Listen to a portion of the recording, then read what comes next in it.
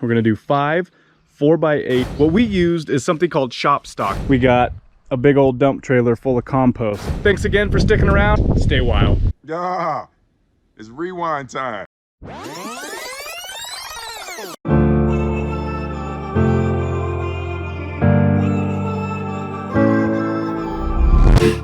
What's up everyone, Wild Schneider Outdoors, and welcome back to the next video in our off-grid homestead series.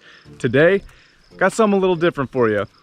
We checked the plants this morning and they are way too big for the greenhouse. Like way too big. They're running out of nutrients. They're in these little tiny start pods and they have got to come out. So what does that mean? That means that all this below me has got to be cleared out, and I've got to get these raised beds built so that way we can pull the stuff out of the greenhouse, get them into those raised beds so they can get bigger so they can feed my family. This is the area in question. We're gonna clear all this out, get those raised beds put in here, and then get the dirt put in and transplant those plants. We got the wood, we got the tools, and we got a good work ethic, I hope. Let's get at it.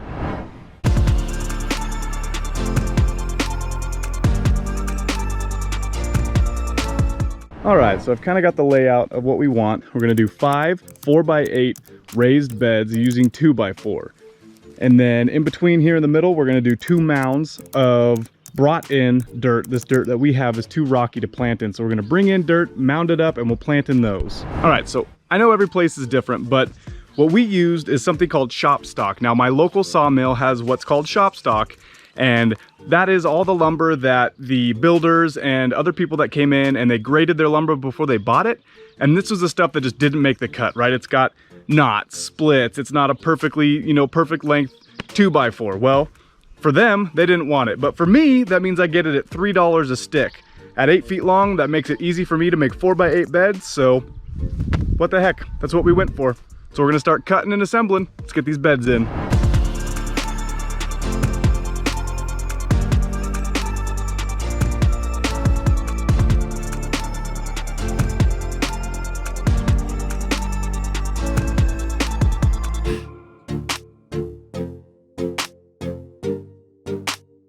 All right, decided to spare you guys the time lapse here, but these are the beds. They are 3 2x4s high. They are 8 feet long, 4 feet across.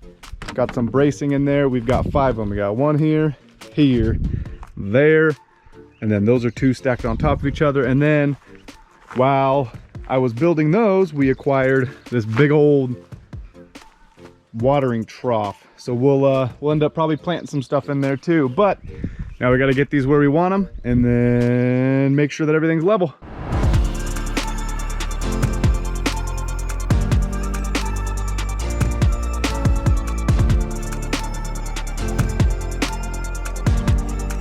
All right, got the beds somewhat leveled here. Starting to fill them up with, realistically it's just compost, but we got a big old dump trailer full of compost. So we're gonna fill these in with compost and then spread them out. After that's done, all that's left is to plant them.